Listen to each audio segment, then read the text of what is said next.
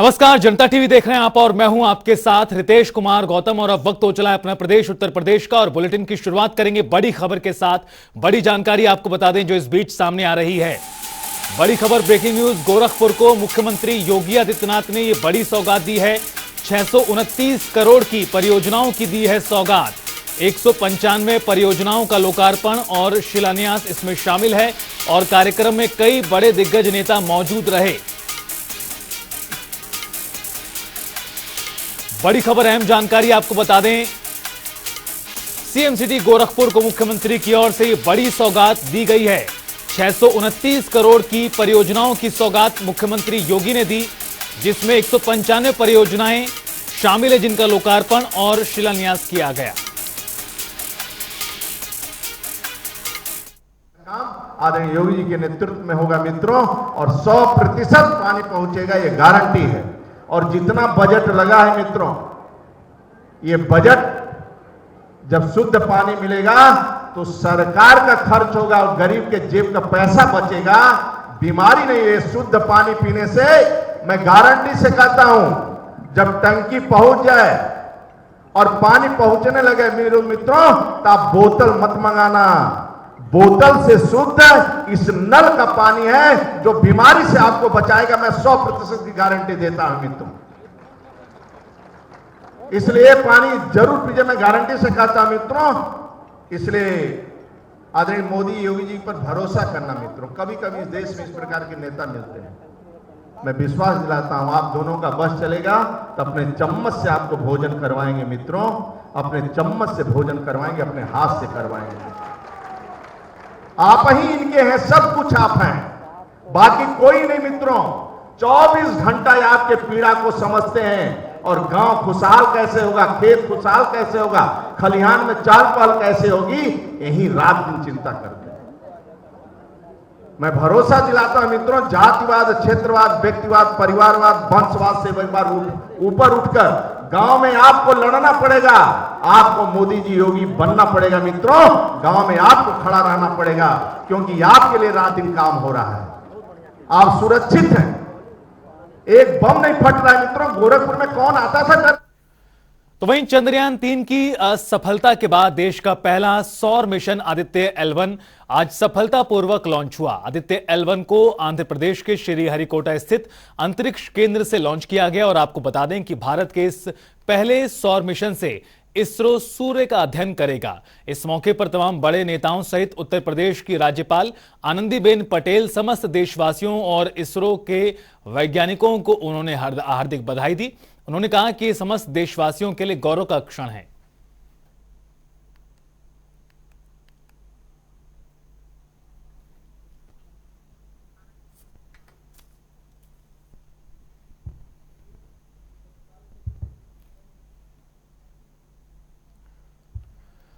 तो वहीं कांग्रेस के प्रदेश अध्यक्ष अजय राय मिर्जापुर पहुंचे, जहां उन्होंने मां विंध्यवासिनी के दर्शन कर आशीर्वाद प्राप्त किया।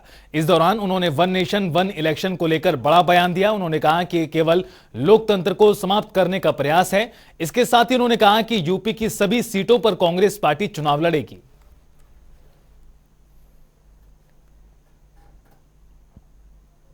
लोकतंत्र को समाप्त करने के लिए ये सारी चीजें की जा रही हैं। निश्चित तौर से लोकतंत्र कैसे खत्म किया जाए, लोकतंत्र कैसे कुचला जाए, इस पे ये सरकार काम। प्रदेश में अलीगढ़ के नाम को बदलकर हरिगढ़ कराने की मुहिम लगातार जारी है और इसको लेकर सुप्रीम कोर्ट के वरिष्ठ अधिवक्ता नीरज शर्मा ने प्रेस वार्ता की। उन्होंने कहा कि मैं इस मुहिम के लिए प्रदेश के मुख्यमंत्री योगी आदित्यनाथ को लिखूंगा ताकि जल्द से जल्द अलीगढ़ का नाम हरिगढ़ कर दिया जाए। आपको बता दें कि पिछले दिनों उत्तर प्रदेश के उप मुख्यमंत्री केशव प्रसाद मौर्य ने अपने संबोधन में अलीगढ़ को हरिगढ़ नाम से संबोधित किया था। ये एक बहुत ही दिव्य अनुभूति है कि प्रदेश और देश के यशस्वी नेतृत्व ने इस पर मुहर लगा दी है और इसके साथ ही मैं उनका धन्यवाद देता हूं। हरिगढ़ में ये बदलाव की आहट है, ये बदलाव हो रहा है, ये बदलाव होगा भी। इस मुहिम के लिए मैं अभी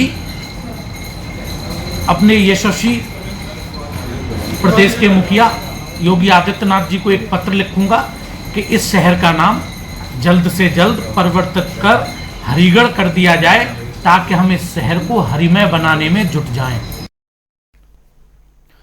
तो वहीं राष्ट्रीय पोषण सप्ताह के मौके पर लखनऊ में हैप्पी नेस्ट की ओर से एक हफ्ते का महाकार्यक्रम आयोजित किया जा रहा है। 7 सितंबर तक चलने वाले इस महाकार्यक्रम का मुख्य उद्देश्य लोगों को एंटीबायोटिक मुक्त अंडों के सेवन के लिए जागरूक करना है। साथ ही यह भी बताना है कि हैप्पी नेस्ट अंडे पारंपरिक अंडों से किस तरह अलग हैं। आपको बता दें कि हैप्पी नेस्ट को सर्वोत्तम गुणवत्ता वाले अंडों के प्रदानकर्ता के रूप में जाना जाता है और इसके कदम एक स्वस्थ पीढ़ी बनाने की दिशा में हैं, जिसे लेकर हैप्पी नेस्ट की ओर से 100% प्राकृतिक एंटीबायोटिक मुक्त, हार्मोन मुक्त, स्टेरॉयड मुक्त अंडे प्रदान किए जाते हैं, जिससे कि लोगों को प्राकृतिक और स्वस्थ भोजन मिल सके, साथ ही बेहतर स्वाद का आनंद ले सके। राष्ट्रीय पोषण सप्ताह के मौके पर हैप्पी नेस्ट की ओर से जगह जगह कार्यक्रम का आयोजन किया जा रहा है। जी, तो बेसिकली हम लोग जो आज प्रोग्राम कर रहे हैं, ये हैप्पी नेस्ट एक कंपनी है जो प्रीमियम पोल्ट्री ब्रांड है। एक हम लोगों का खुद का अंडे का फार्म है। तो आज से नेशनल न्यूट्रिशन वीक शुरू हुई है, जिसमें हम लोग का उद्देश्य ये है इस इवेंट का कि हम लोगों को बताएं कि उनके लिए न्यूट्रिशन और न्यूट्रिएंट्स कितने इंपॉर्टेंट हैं और अंडे में कितने इंपॉर्टेंट न्यूट्रिएंट्स पाए जाते हैं और उनके लिए वो कैसे हेल्प कर सकते हैं, उनकी बॉडी पे वो कैसे फ़र्क पड़ता है उन न्यूट्रिएंट्स से। तो हमारे एग्स का बेसिकली हम लोग एक सैम्पलिंग भी कराना चाह रहे हैं, जिसमें हम उनको टेस्ट कराएंगे अपने एग्स, ताकि उन लोग को पता चले कि नॉर्मल जो एग्स आप किसी किराना स्टोर से खरीदते हैं और हैप्पी नेस्ट एग्स में क्या डिफरेंस है। तो इस इवेंट का बेसिक पर्पस यही है कि लोगों को पता चले कि अंडे में भी क्वालिटी होती है और लोगों को ये भी पता चले कि अंडे में कितने इंपॉर्टेंट न्यूट्रिएंट्स हैं और वो उनकी बॉडी पे कितने कैसे असर कर सकते हैं और उनके लिए कितने इंपॉर्टेंट है।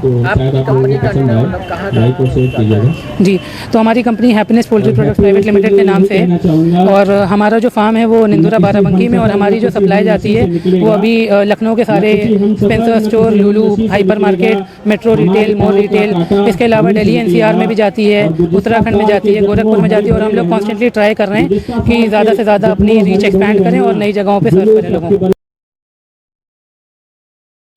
ये है हम लोग का एक पोल्ट्री फार्म है हैप्पी नेस्ट पोल्ट्री प्रोडक्ट के नाम से, और हम लोग उसमें फ्रेश एग्स जो हैं बाराबंकी से लेंग होके यहाँ पे लखनऊ में और एनसीआर में, उत्तराखंड में हम लोग सेल करते हैं।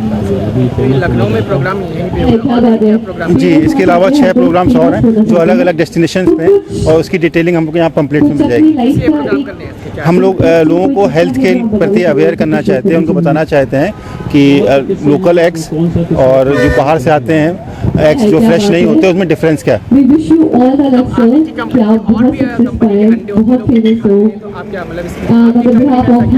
इसमें देखिए एक मेन चीज़ ये है कि हम लोग का खुद की फीड मिल है और हम लोग जो बर्ड्स हैं, जो मुर्गी है, उसको अपना खुद का बनाया हुआ फीड खिलाते हैं जो पूरी तरह ऑर्गेनिक होता है और ऑर्गेनिक के साथ साथ उसमें किसी तरह का एंटीबायोटिक यूज़ नहीं होता है, जो हेल्थ के लिए बहुत बेहतर है। और उसमें फ्रेश होते हैं वो, और फीड की वजह से उसमें स्मेल नहीं आती है, टेस्ट में अच्छा होता है।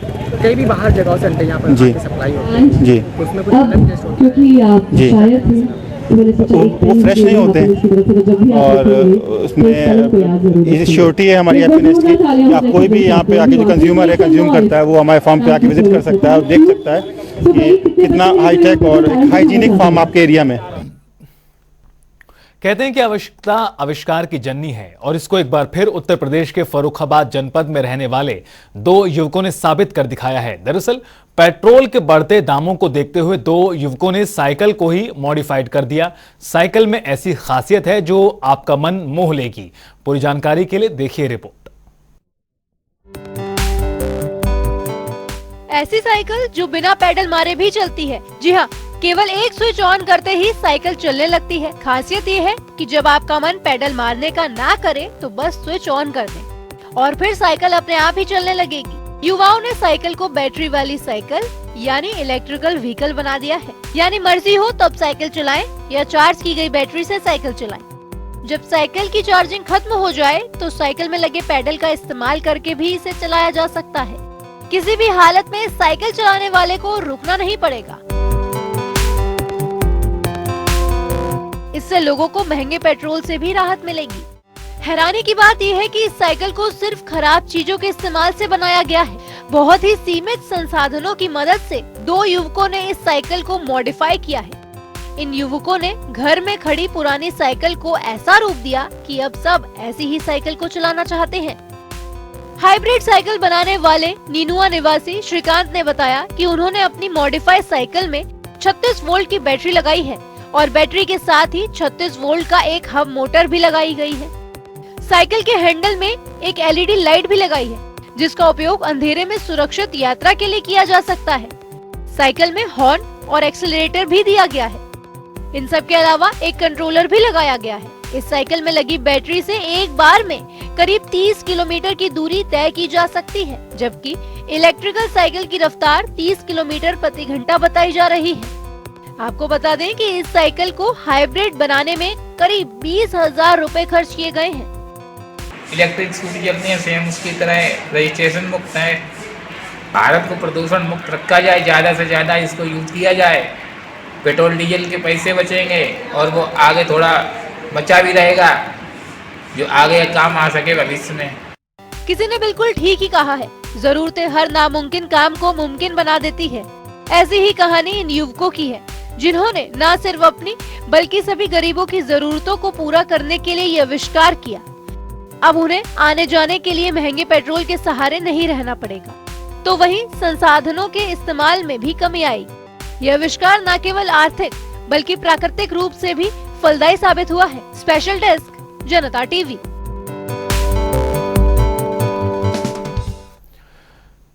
इसरो ने सूर्य के राज खोलने के लिए अपना मिशन आदित्य L1 लॉन्च कर दिया है। श्रीहरिकोटा के Satish Dhawan space centre mission की लॉन्चिंग हुई, जिसको देखने के लिए भारी तादाद में लोग मौजूद रहे। आदित्य L1 को रॉकेट 235-19500 किलोमीटर की ऑर्बिट में छोड़ेगा। इसमें 63 मिनट 19 सेकंड का समय लगेगा। यह स्पेसक्राफ्ट करीबन 4 महीने बाद अपने पॉइंट L1 पर पहुंचेगा और इस पॉइंट पर ग्रहण का प्रभाव नहीं पड़ता, जिसके चलते यहां से सूरज की स्टडी आसानी से होगी। इस मिशन की अनुमानित लागत 378 करोड़ रुपए है। आदित्य स्पेसक्राफ्ट को L1 पॉइंट तक पहुंचने में करीबन 4 महीने का समय लगेगा। ये 125 दिन 3 जनवरी 2024 को पूरे होंगे और अगर मिशन सफल रहा और आदित्य स्पेसक्राफ्ट लैंग्रिजन पॉइंट 1 पर पहुंचा तो नए साल में इसरो के नाम ये बड़ी उपलब्धि होगी।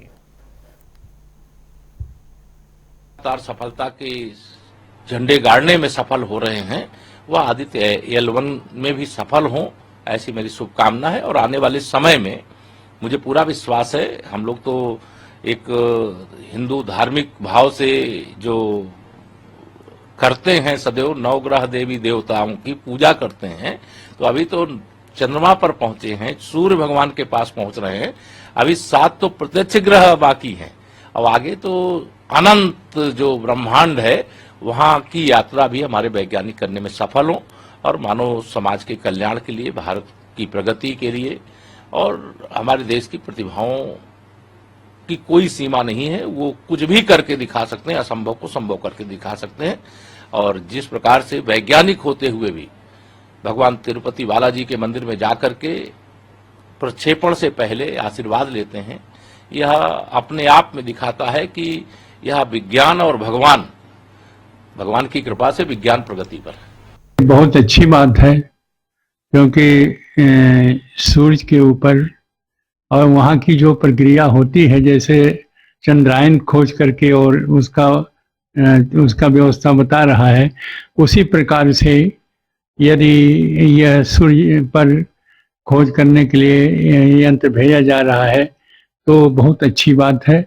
और यह हमारे देश को और वैज्ञानिकों से मैं शुभकामनाएं देता हूं कि इसमें सफलता प्राप्त हो और यह जा करके जन कल्याण की बातें वहाँ से खोज करके और दे, जिससे कि हमारे देश का जो विकास है और देश का जो कार्य है उसको संचालित रूप से सूर्य में क्या होता है इसकी गतिविधि जानेगा। और रुकेंगे एक छोटे से ब्रेक के लिए, फौरन हाजिर होंगे। आप देखते रहिए जनता टीवी।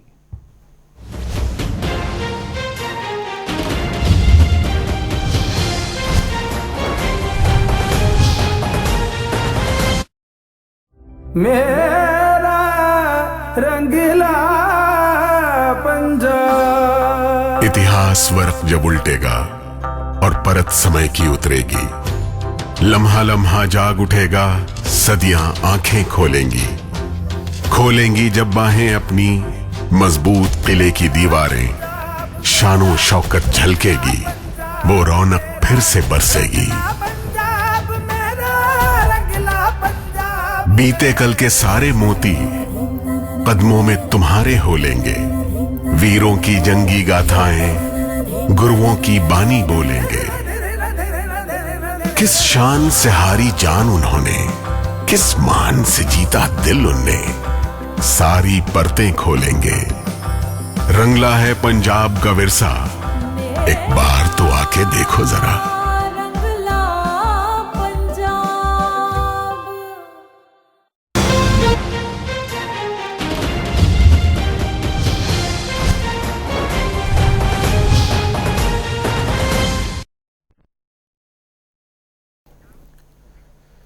ब्रेक के बाद स्वागत है और चलिए खबरों में आगे बढ़ते हुए सीधा आपको गोरखपुर लेकर चलते हैं, जहां कार्यक्रम में मुख्यमंत्री योगी आदित्यनाथ शामिल हुए। क्या कुछ कह रहे हैं, आइए आपको सुनाते हैं।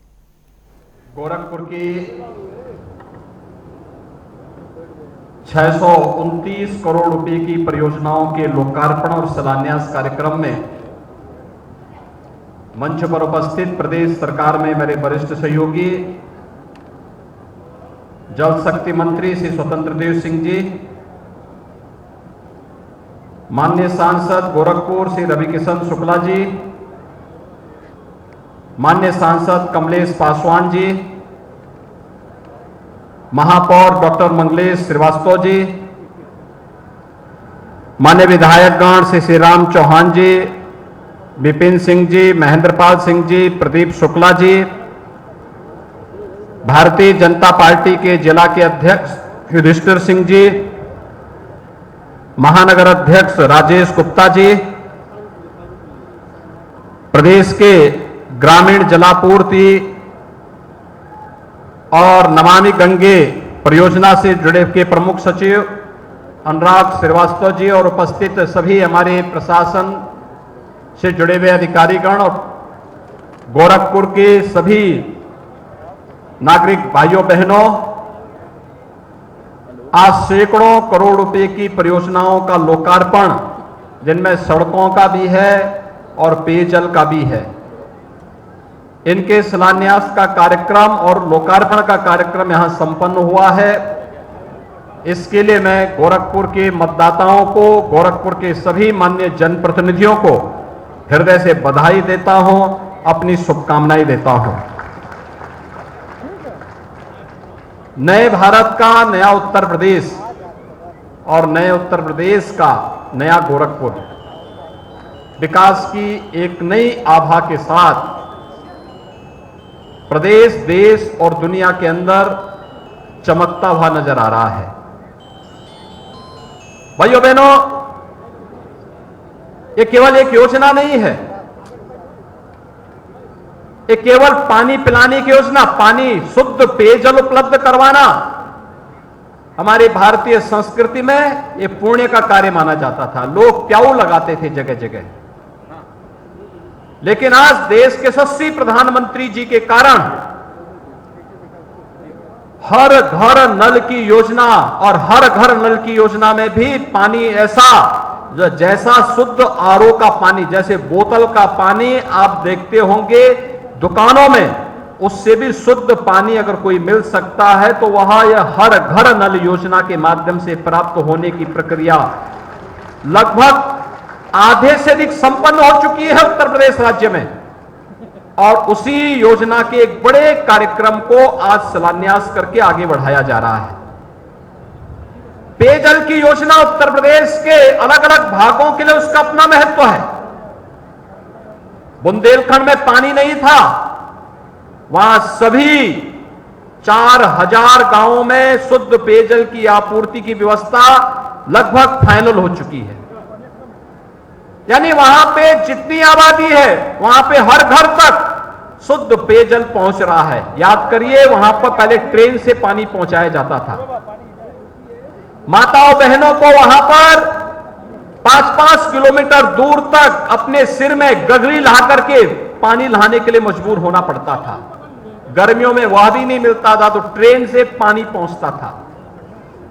हमारे पूर्वी उत्तर प्रदेश में पानी की कमी नहीं, लेकिन शुद्ध पेयजल की आपूर्ति हो, इसके लिए आवश्यक था कि इस प्रकार की व्यवस्था लागू हो, क्योंकि इंसेफ्लाइटिस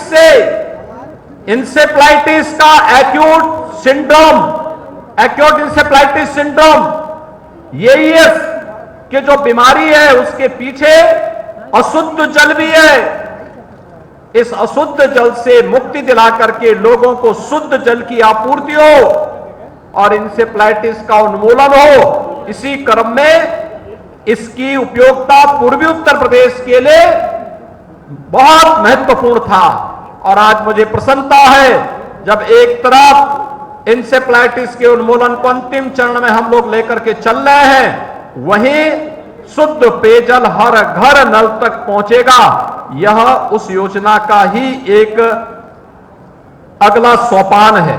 और भाइयों बहनों, उसी सोपान को अमली जामा पहनाने के लिए आज गोरखपुर के माननीय जनप्रतिनिधियों के साथ मैं और जल शक्ति मंत्री और विभाग के अधिकारी आपके बीच में यहां पर आए हैं।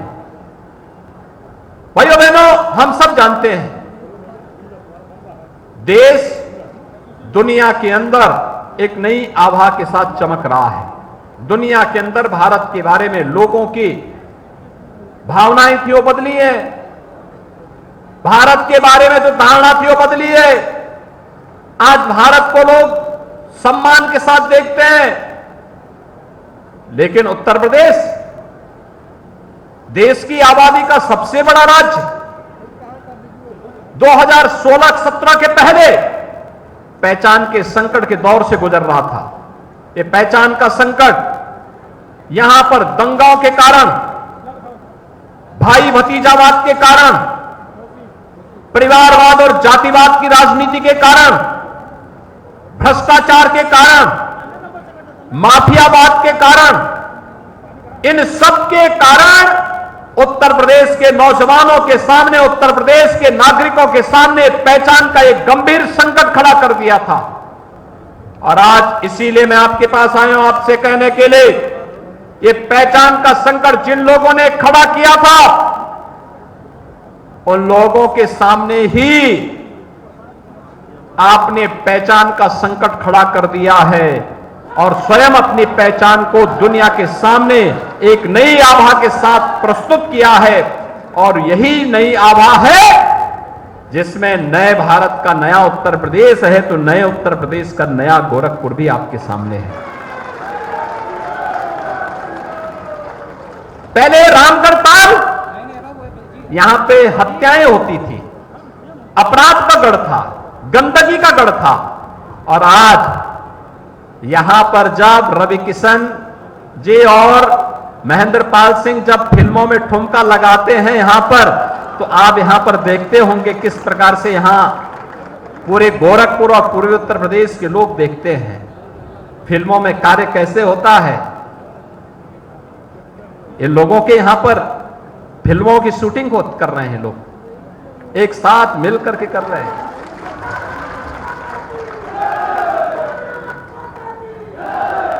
गोरखपुर में सफाई हो, महापौर पूरी मेहनत के साथ पार्षदों के साथ लगे हैं, पूरी नगर निगम की टीम लगी हुई है। रवि किशन की आवाज में धुन बजाते हुए जब सुबह सुबह घर घर कूड़ा निकालने के लिए गाड़ी निकलती है, लोगों को लगता है कि अब गोरखपुर बदल गया है। जू भी आप देख रहे होंगे, समय निकला, परिवार के साथ निकल गए जू देखने के लिए, रामगढ़ ताल में बोटिंग करने के लिए, घूमने के लिए। पहले गोरखपुर में केवल गोरखनाथ मंदिर के कैंपस में, अब रामगढ़ ताल भी देर रात्रि तक। एक दिन मैंने रात्रि को 12 बजे फोन किया प्रशासन के लोगों को, मैंने कहा देखो रामगढ़ ताल की तरफ जाओ, देख करके मुझे बताओ क्या स्थिति है वहां पर। रात 12 बजे 12 से 15 हजार की भीड़ यहां घूम रही थी। तो मैंने कहा देखो, इसलिए मैंने कहा क्योंकि जो लोग घूम रहे हैं उनमें सुरक्षा का एहसास भी होना चाहिए, इसलिए पुलिस की वहां पे उपस्थिति, पेट्रोलिंग और सुरक्षा का एहसास हर व्यक्ति के मन में होना चाहिए। आज गोरखपुर में कितनी वायु सेवा है, 14 जगहों से गोरखपुर जुड़ा हुआ है वायु सेवा से, दिल्ली से, मुंबई से, कोलकाता से, लखनऊ से, बेंगलुरु से, हैदराबाद से। पहले कोई सोचता था गोरखपुर से वायु सेवा? आज तो भाइयों बहनों वहां भी जुड़ चुका है।